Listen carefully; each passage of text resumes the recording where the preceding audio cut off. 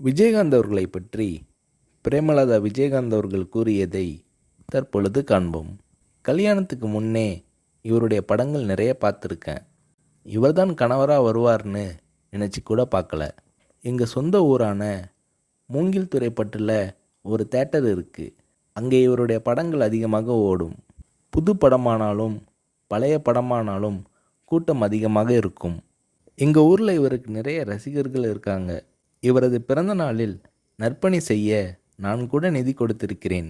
இவர்தான் என் வருங்கால கணவர்னு தெரிகிறதுக்கு முன் நடந்தது இது. என்னை பெண் பார்க்க வரும்போது சபரிமலைக்கு மாலை போட்டிருந்தார்.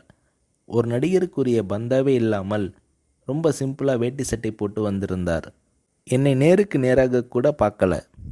எனக்கும் அவருக்கும் நிச்சயம் செய்யப்பட்ட பின் நான் அவருடன் பார்த்த முதல் படம் புலன் விசாரணை.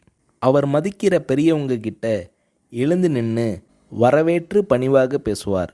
அவர் மனசில் ரொம்ப மதிக்கக்கூடிய கலைஞர் மூப்பனார் ஆகியோர்கிட்ட இருந்து ஃபோன் வந்துச்சுன்னா எழுந்து நின்று கை கட்டிக்கிட்டு பணிவாக பேசுவார்.